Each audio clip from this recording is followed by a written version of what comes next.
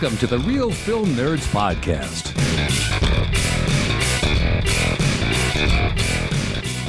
Welcome, everyone, for another Real Film Nerds Podcast. We are over the hump of 250 episodes. We are now at episode number 251. This is what we like to refer to as a legacy cast. So this is a classic film that is not available in the theaters. What we mean by classic is just basically something that's not in the theaters and it's not on streaming, or it didn't debut on streaming. So today we're talking about the 1983 Oscar-nominated film Trading Places. With me, as always, my good buddy, lying face down on the floor, because that's where he belongs, Mysterious Mike Talent. Hey, everybody. Yeah, I'm excited to talk about this one, Matt. It's been a while since I've seen this one, and it was fun to watch it again. Well, Mike, it was your pick, so I hope you're excited to talk about it, because why would you pick a movie that you are not excited to talk about unless it's a new release that you haven't seen? Yeah, that makes sense. It does. Okay, Mike, so let's go ahead and on with the show. Give us, the listeners and myself, the rundown for Trading Places. Oh, okay. So Trading Places was directed by John Landis. It's written by Timothy Harris and Herschel Reingard. And this movie's starring Eddie Murphy, Dan Aykroyd, Ralph Bellamy, Don Ameche. And this movie is about a snobbish investor and a wily street con artist find their positions reversed as part of a bet by two callous millionaires. Nice, Mike. Those were some complicated words, and you got through them. Good job. Yeah, sometimes I can read. I will never accuse you of that. That's true. You won't. Spelling? Now that's even worse. So, all right, Mike. Here we are, Trading Places. This movie is literally almost as old as both of us. You got it by a year. I have it by 2 years. What's your first thoughts of Trading Places that you picked and have seen many times over? My first thoughts were, I don't know if they could make this today, this movie, because of the way that some of the things were done. But I guess if you just change some of the things to make it more PC, I guess you could make it again. It's kind of a timeless classic, the story of just some rich guys kind of messing around with people. Like, I don't know. I thought it ages pretty well. It's still pretty funny. I mean, it's interesting to see some of the 80s like styles and things, and some of the ridiculousness of the wealthy dukes in this, and all the people they employ. But it was fun to watch it again. It's still good. Mike, I really enjoyed this movie. And just like you, that was actually one of the first things we talked about on the radio or I brought up, is that there's no way in hell they would be able to make this movie today. People are way too sensitive. It is way too on the nose.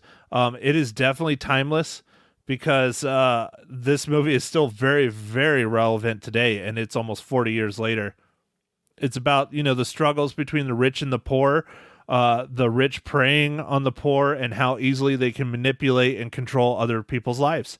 And that is very, very relevant today. We're not going to get political at all about it, but it's still clearly going on. Yeah, oh yeah, man, for sure.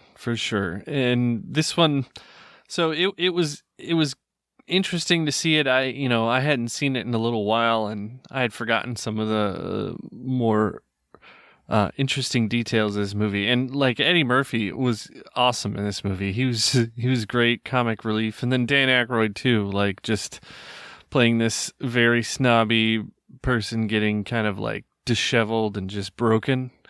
Like, you can just see him falling apart. It was great. Like, it was well acted, and it's serious to a point, but it's also, it's not too serious. I don't know. Like, I think it had a nice balance between funny and like super serious, and lightheartedness, but then certain times very serious, So I like that about this movie. It's a comedy that teaches a lesson that you must invest in concentrated frozen orange juice. That's what I got out of it. Oh, right. Well, commodities, Matt, right? Pork bellies, frozen orange juice, silver, gold, and coffee, tea, things that people, consume, I guess, is what the Dukes were invested in. Wheat was another one. Wheat. Yes, wheat, bread. A nice little, oh gosh, what do they call it? Not third person. Damn it, I'm forgetting the thing. It's when someone realizes the camera is there. Is when the Dukes are explaining to him what pork bellies are and how they use it to make bacon, and like in a bacon, lettuce, and tomato sandwich, and Eddie Murphy looks at the camera and it's just priceless. That's the only time it happens in the entire film. I think John Landis left it in for a reason, and it just knocked it out of the park. Yeah, it was a really funny scene. Like, yeah, I know what bacon is. Right, exactly. It was like... It was ridiculous.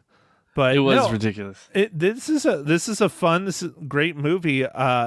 There's a lot of things that they do that you definitely cannot do today. I mean, you would be, paraded up and down the street, rioted against. I mean, it crosses a lot of lines, but maybe we should get an updated version of this. The problem is, I don't think it would be as good. Yeah, it might not be. It was interesting to see kind of the trading floor and stuff, and I've always kind of wondered how some of that stuff worked, especially back then, and then now what it would be like. Are there even like people down there all getting all crazy, or is it just like they on their like smartphone, just like like executing trades? I don't know. Like that was interesting in this movie towards the end there. Honestly, I don't know how realistic that section is, Mike. I mean... No, it seemed kind of ridiculous, but it was fun. Yeah, I don't know. I enjoyed it. It was kind of funny, especially how they yelled it out, and everybody just went nuts when Dan Aykroyd yelled out, sell, and then he was like, oh, buy, and it's just, I don't know. It was fun. It was definitely a little difficult seeing the World Trade Center, because that's where the trade commodities are, at least in the film. So that was a little tough to see. I mean, they're there, like they're walking like right, on the property, right in front of it, going in it, But one thing I did have to say when you were talking about Eddie Murphy, I really wish Eddie Murphy would do more adult risque comedy roles. He really hasn't done much anymore. He's really kind of jumped on his Nutty Professor bandwagon and just kind of kept riding that sucker out, Yeah, didn't he do like Dr. Dolittle and like some other stuff? I mean, he was great in Shrek, but I mean, I guess that's becoming pretty old now too. Well, that's the thing. He really jumped on that kid comedy film hard. Don't get me wrong. They're wonderful. Nutty Professor, at least the first one was a lot of fun. Shrek, again, another great one. But you don't see him doing adult comedy roles like this. You just don't. And, the most recent one I can think of is he did Coming to America 2. You remember the sequel we reviewed on Amazon? Yes. He did do that, yeah. Yeah, so that was probably his most recent adult. I'd like to see some more of that. That one was kind of not great. It was okay. But how interesting. Right. How interesting would it be if they did an updated version of this, have Dan Aykroyd and Eddie Murphy be the Dukes? Oh, that would be funny. I mean, Eddie Murphy, as far as I can tell, doesn't age. But I think I think he's gotten a little bit older. I don't know. Like, this movie was in the 80s. It's 2020. I think he got a little older. Dude, he is just like Paul Rudd. Like, he's going backwards. Yeah. Yeah, oh yeah, man. He doesn't age. Lucky. Are you falling asleep, Mike? Are you looking at... No, I'm not falling asleep. Not yet. We've got important work to do here on the pod. And with that, Matt, I think it's time that I ask you, what are you drinking?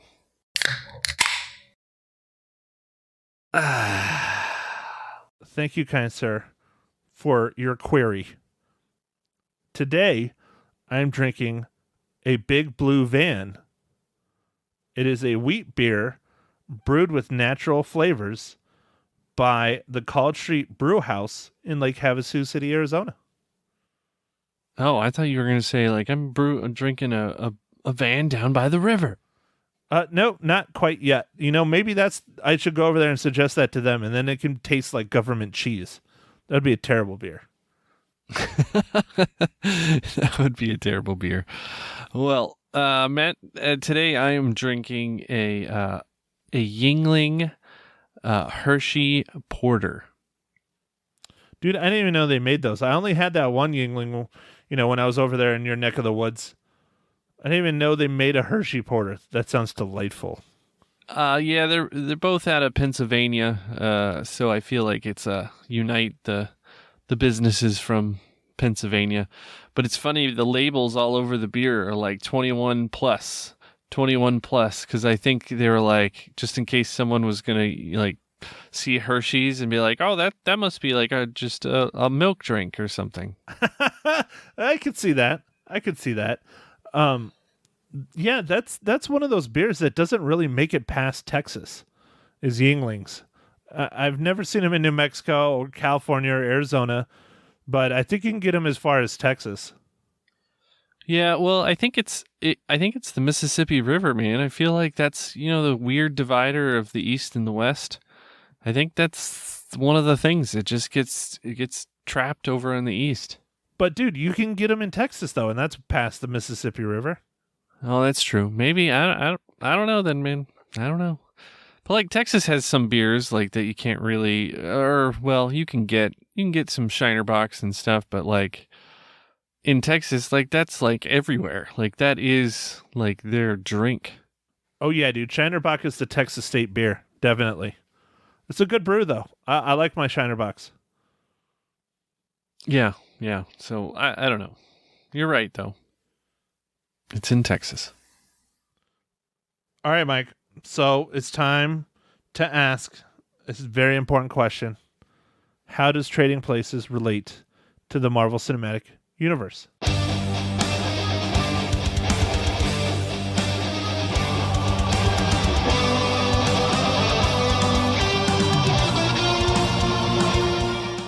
Oh man, Matt, I was a little worried. I picked this older movie, and then like, am I going to be able to find people that worked on this movie? And almost 40 years later, worked on an MCU movie, and I sure did. Nice. This time it is a Joe Roche. He worked as a Foley artist on this movie, and then in Avengers Endgame. What the hell is that? It has something to do with sound department. Oh, okay. All right. Okay. Well, and that, that's why when I say Oscar nominated film, that's what Trading Places was nominated for, was their soundtrack, I believe. Oh, nice. Yeah, when you said Oscar nominated, I didn't even know it was Oscar nominated. I was like, whoa. I just like throwing it out there because no one even thinks about that. Yeah, I'm trying to quickly scroll through IMDb for those who are listening to see if I can find exactly what it says. Oh, there it is. Nominated for 1 Oscar. And it was Best Music, Original Song Score, and its Adaptation, or Best Adaptation Score. Okay. All right. It won a BAFTA for Best Supporting Actor and Best Supporting Actress, and it was nominated for Best Original Screenplay at the BAFTA Awards. It was nominated for Best Motion Picture Comedy or Musical and Best Performance by an Actor in a Musical Picture Comedy or Musical for a Golden Globe, or 2 Golden Globes. Wow.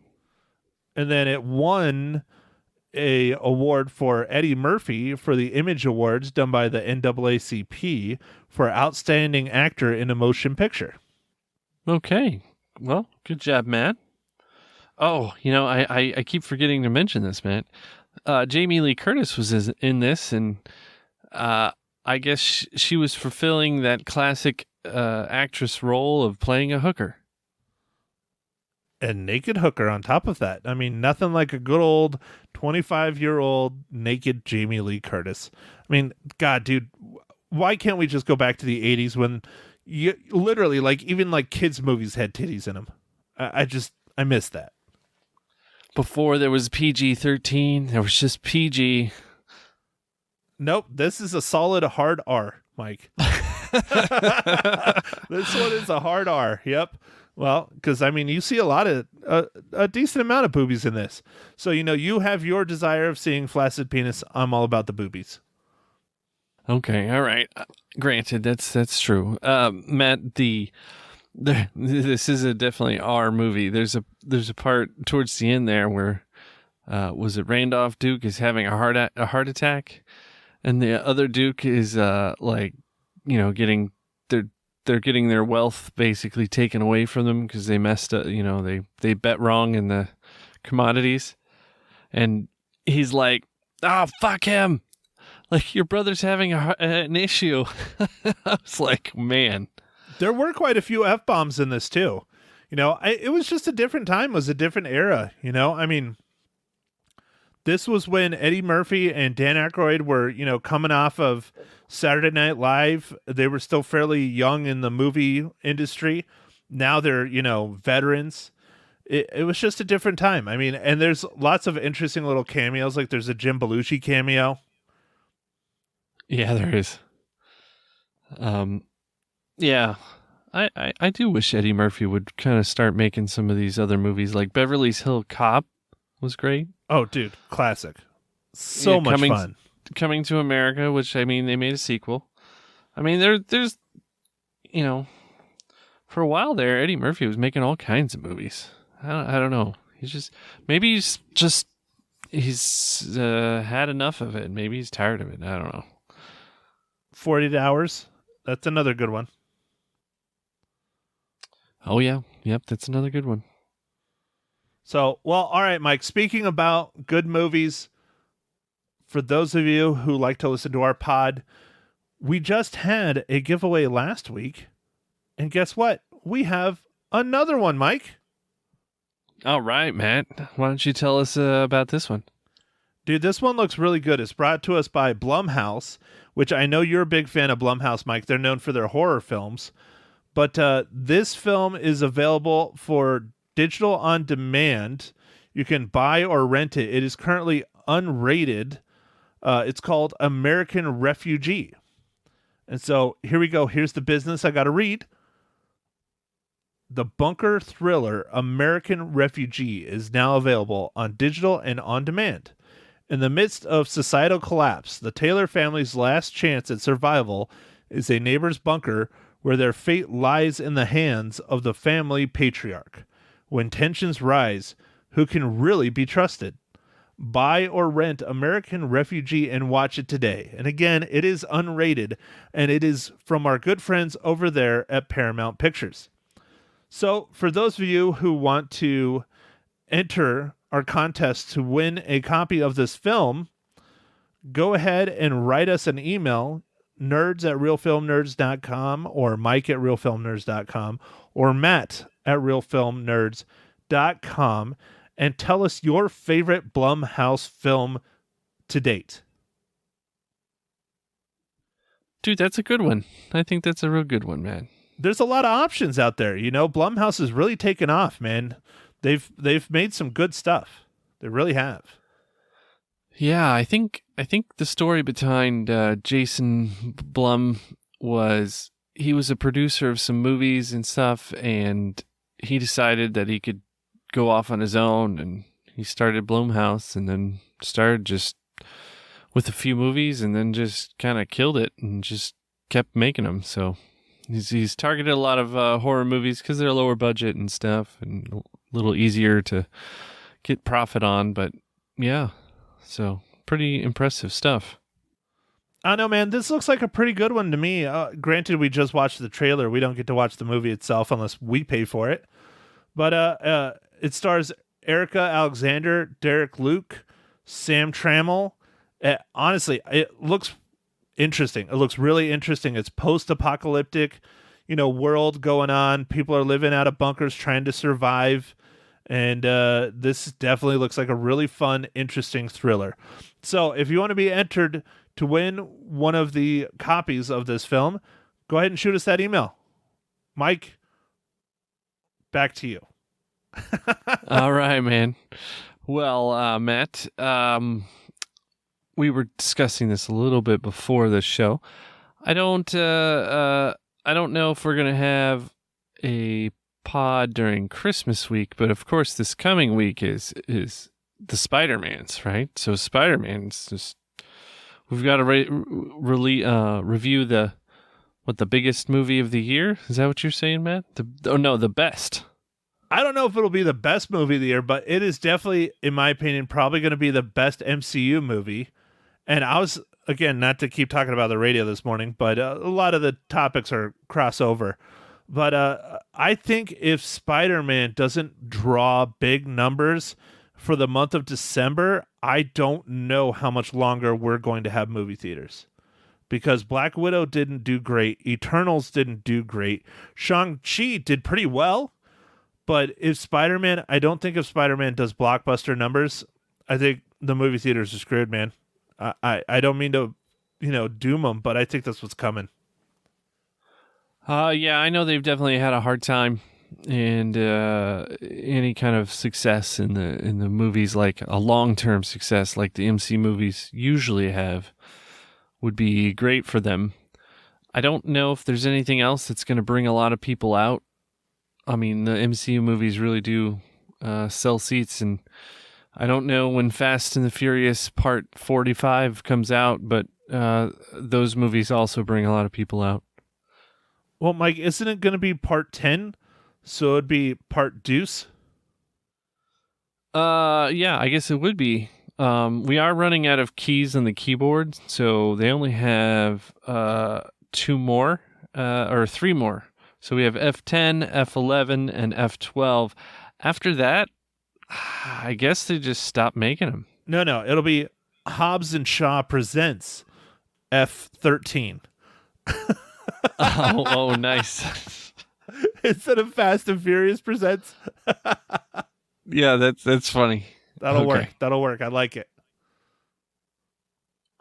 Yeah, well, I mean, The Rock could definitely use another 10 or 15 movies to make, because why not? He's not doing that much, considering he just was in our Netflix movie, was in Jungle Book, and he's just got, man, that guy's so busy. Dude's a slacker. He's practically retired. I mean, I don't know how he lives with himself being so young and being retired. No, Jesus, dude. Seriously, The Rock is in everything. Everything.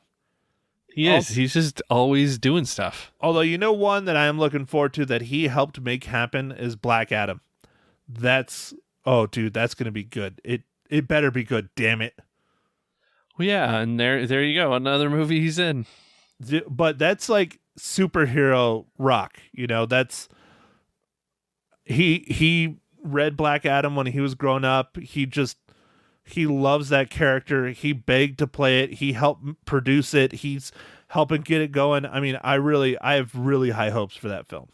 Let's see, Matt. What else do we need to talk about? I think we're coming to an end here. Well, what about the rich versus poor in this movie? Oh, yes, the rich versus poor. Yes. Matt, did you like the amount that the bet was over? $1, dude. That was absolutely ridiculous. But that's what's funny about it. I mean, it's funny because it's comedy, but not funny, haha. But funny is I could totally see some billionaires doing that. I could see like Mark Zuckerberg and like Jeff Bezos being like, "Here you go, you won, and here's your $1," and just absolutely decimating like a country or a life or a company or something that could never be turned back. I could totally see that. Yeah, man, it could happen for sure. That would be terrible, but it could happen. Yeah, the rich versus poor. I mean, right now it seems like our economies are, the haves and have-nots become more and more have-notty and more haves. So I don't know. It seems like everything's just separating more and more, and everybody's so, I don't know, up in arms.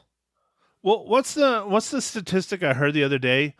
It's something like 5% of the world's wealthiest people have like 90% of all money on earth or something like that. It's something ridiculous like that. I don't even remember what it is, but I was listening to a podcast and they were talking about it and I was just like, man, that's absolutely insane. That think about it, that individuals have more net worth than some countries on this planet. Oh yeah, man. Oh yeah. It's weird to think about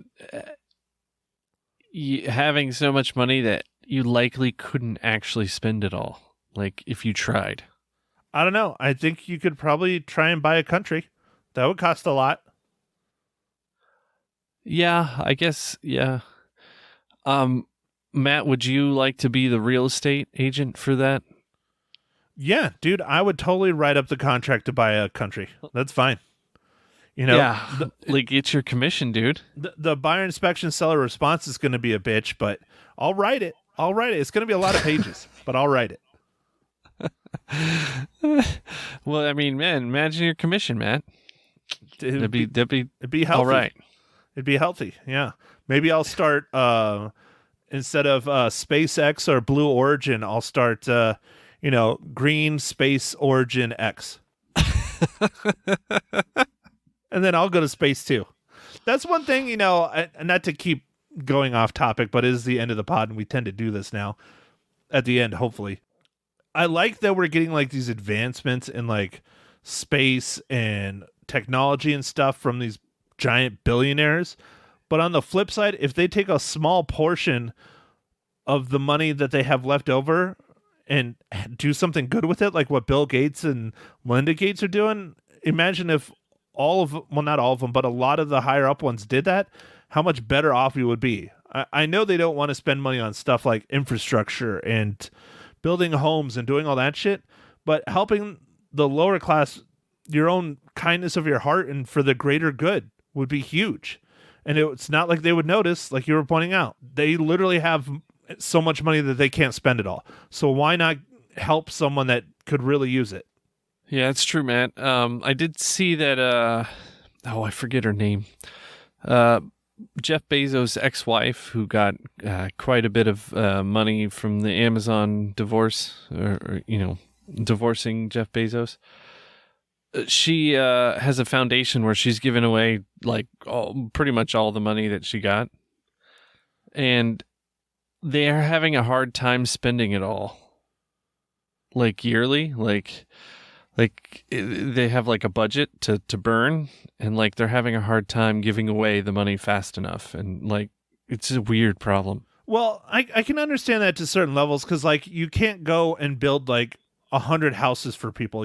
There's rules and there's shit you have to do it right and all those things. But that is a very strange problem, Mike. But I don't know. Maybe they should loosen up a little bit on some of the regulations on these things when it comes to helping people, and tax breaks and all that kind of shit for the people that they're giving the money to, not the people that are handing it over. I'm sure they're paying their fair share in taxes, but I don't know. Who knows? Okay, Mike, I'm going to get us back on topic because I'm kind of rambling here about stuff that we just don't know as much about, volunteerism and billionaires and stuff. Anyways. That's true. Let's get it back. Let's reel it back. Let's talk about some movies. Yeah. I'm good just stuff. Just being generous and giving, especially this time of year. This is only when people do it. People need help year round. So I don't know. Sure, now's the time to do it because of tax breaks, whatever. But all right, Mike. Okay, how many reels do you give Trading Places? All right, I'm going to give Trading Places 4 reels out of 5. Wow, Mike, you and my mom, same score. Well, I hate to say it, but I'm better than both of you. I don't think you hate to say that at all. I think you like saying I love saying it. You're right. I give Trading Places 4.5 reels out of 5. Oh, man. Half a reel more than me. Okay. All right. It's because That's fine. This movie was great. Fantastic. Movie is great. It was a lot of fun watching it again, man. And it's kind of holiday, right? Like it's kind of a Christmas movie. It takes place around Thanksgiving, Christmas time frame. It starts right before Thanksgiving and it ends right after New Year's. So it's a wonderful holiday flick. Literally holidays because it goes multiple. Yes. Yes, definitely. All right. So for next week, I guess it was my pick, but I guess it really isn't because, we have to do our duty for our listeners and review every single Marvel Cinematic Universe film. Next week, Spider-Man No Way Home. Yeah, I'm excited.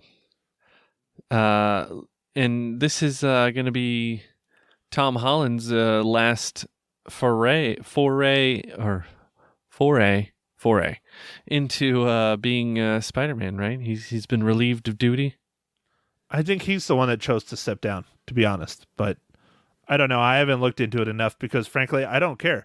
I think he was probably the best Spider-Man we've had to date. Absolutely incredible Spider-Man. I'm sorry to see him go, but if he wants to expand his acting repertoire, I understand.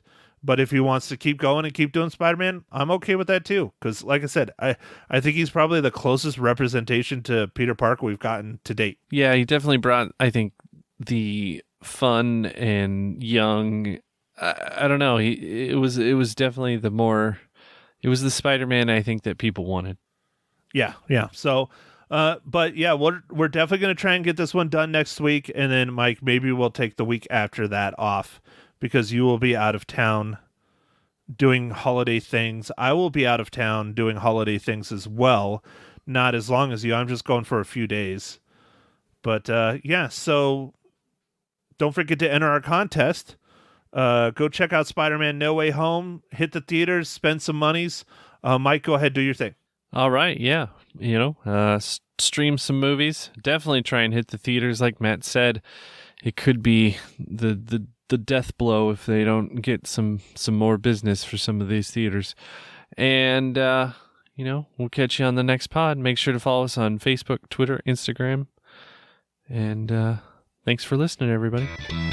Thank you for listening to The Real Film Nerds. Now don't forget to follow us on Facebook, Twitter, and Instagram at Real Film Nerds. Now go out and catch a movie.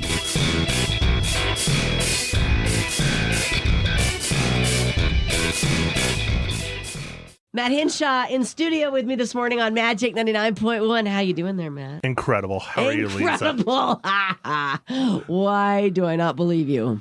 I don't know. Why wouldn't you believe me? I'm the words are coming out of my mouth. It's usually truth. There's usually an undertone of sarcasm that I sense. Am I wrong? Does it burn? A little bit. Okay, then, mission accomplished. Mission accomplished. All right. Well, I know you didn't go see West Side Story for us all because that's just not your type of movie, I'm assuming. I can't stand musicals. I'll be honest. I can't stand them. I tried. Yeah. I tried. What's the last one you saw? Do you remember? Yeah, I tried to watch La La Land. I got about 15 minutes in and I'm like, I can't do it. And Really? I turned it off. Okay. And it won all kinds of awards. Right. And I just... Yeah, it was I couldn't good. do it. It was I a good couldn't movie. do it. I'm sorry. All right. And the Ricardo movie, the Lucille Ball movie, that came out this weekend as well. Yeah, that looks really good. Yeah. Okay. Well, we will see how you think about it. It wasn't my choice. It wasn't your choice. Yeah. Okay. Well, we shall see what you guys think or thought about those movies someday when you actually catch it. You guys are reviewing an old movie this morning. Yeah. Well, like I talked about before, we're trying to change things up because the numbers aren't reflecting super great when we review the same stuff everybody reviews. Wow, good point. So now we're going to review something that most people probably wouldn't review. Right. That's the 1983 Oscar-nominated film, Trading Places. Yes, that was a great movie. I remember that movie. Tell us all what you think. Did you see it in the theaters? I did.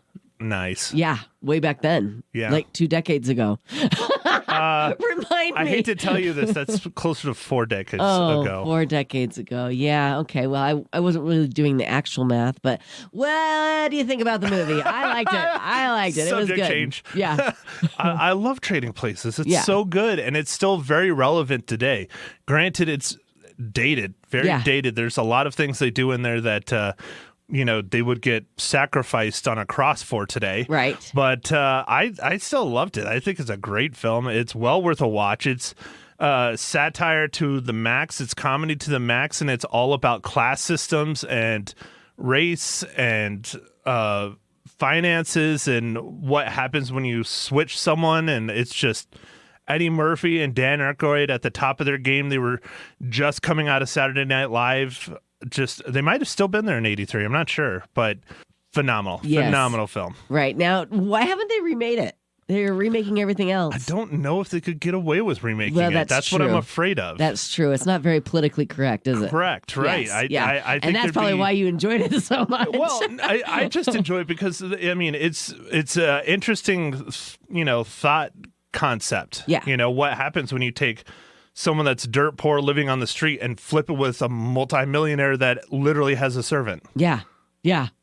It's interesting. Right. I like the concept. Sure. I don't think it would work as a serious movie. It definitely has to be a comedy. Oh, for sure. Yeah. But I would love for them to remake it, but I don't think they would get away with it. No. If they Okay. did, they would really have to tone it down, and it just wouldn't be. It wouldn't be the as same. good. Yeah. All right. How many reels you giving it? Like I said, I love it. I give it 4.5. 4.5 reels. Wow. Out of Yeah. 5. That is high. Yeah, I love it. It's Okay. a great film. It's classic 80s, you Yeah. know, and I talked about it a little bit on the pod last week, but Dan Aykroyd's performance in this is what sealed the deal for him to make Ghostbusters, Right. because he wrote and starred in Ghostbusters. And Sure. a lot of people were very apprehensive because it is not the script that we know of Ghostbusters today. Sure. It was very weird. Okay. That's interesting. Something I didn't know. Yeah, Trading Places helped get Ghostbusters made. Right. Now, did you say Trading Places came out in 83? Yeah, wasn't it 83? Okay. So, and when were you born?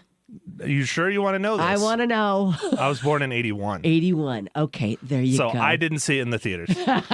No, and this is probably the first time you've ever seen it, right? Oh, no. No, Okay. I've watched it many times Okay. over. No, my parents raised You me heard right. about it. No, my parents raised me right. They introduced me to a lot of 80s era films when I was, Yeah. middle school, high school age. Very good. Hey, speaking of your parents, let's give your mother a call. Ma Hinshaw. Gonna review the same movie? Of course. Okay, coming up next on Magic. Good morning. Good morning, Ma Hinshaw. Lisa and Matt calling on Magic 99.1. How are ya? Hi, guys. I'm fine. Oh, good. Hi, Mommy. Hi, Mama. Well, we're looking forward to talking to you this morning and see your thoughts. You're playing Katy Perry, which I just love her. Well, she loves you too, Ma. Oh, Let it be known to all. You know her personally, right? Well, why wouldn't she love your mom? You know, Everybody loves we my love mom. her. Yeah, we love to hear what you think about movies. Tell us, Trading Places. I know you loved it. I really did love it. I think Eddie Murphy is the most. I love his voice. Yes, and his Doesn't laugh. anyone love his voice? Yes, absolutely. And he was able to use some of the different voices that he has, in this movie, which was really fun, and it probably was one of his first movies where he did that, I think. I don't know. But it was a great movie, and Dan Aykroyd fit that part so good. Oh, my gosh. So funny. I loved his kind of, I don't know what you call it, collegiate voice when he, was first with his girlfriend, and she she was so, oh my goodness, typical, I guess. I don't know. Well, you know what? I saw this movie like 40 years ago, Ma and Shaw. So Yeah, I don't understand remember. that. Yeah, I don't remember. I mean, I remember that I liked it. That's about it. How many cookies you going to give it? Oh, heck. I don't want to go all out, but I'll give it a 4 also. A 4. Okay. Matt gave it 4.5 reels. He really liked Oh, it. did he? Yeah. Wow. Yeah. Now, Matt said you also saw the new Pixar movie, Encanto. Oh, yes. Oh, yes, I did. And oh, my what goodness. did you think of Encanto? I didn't really care for it Okay. terribly much. I thought it was too long. If you took young kids, they would, be a mess by the end of the movie. I thought it was beautiful, very pretty, but it just went on and on and on. Okay. And, I had 3 kids, and you take them to the movie, yeah, but I talked to other people who brought their grandkids, and their grandkids loved it. So I don't know. Okay. Well, maybe you're just a little too old for that movie now, Ma. Oh, no, I'm not. Or did you sleep through the whole thing? I went to Clifford, the big red dog, so don't tell me. Okay, I won't tell you. Shame on me. Shame on me. Okay, Mom, be Ma. nice. As always, we love chatting with you. Thanks for reporting for us this morning on Magic. Thank you, You're Magic welcome. 99.1. She's got it. Have a good She's day. got it. Nailed it. What are you guys going to review next week? So next week, it's our fourth and hopefully final Marvel Cinematic Universe film of the year. This one, honestly, if this one doesn't bring people back to the theater, I think theaters are done. Okay, what's the name of it? It's the new Spider-Man. Spider-Man. Okay. Yep. I'll be anxious to hear what you think about the new Spider-Man. Yeah, it'll be good. Okay, everybody, check out the podcast. It's called The Real Film Nerds. Maddie, thanks for sitting in. No, thank you, Lisa. You're the best. You're welcome. Thank you.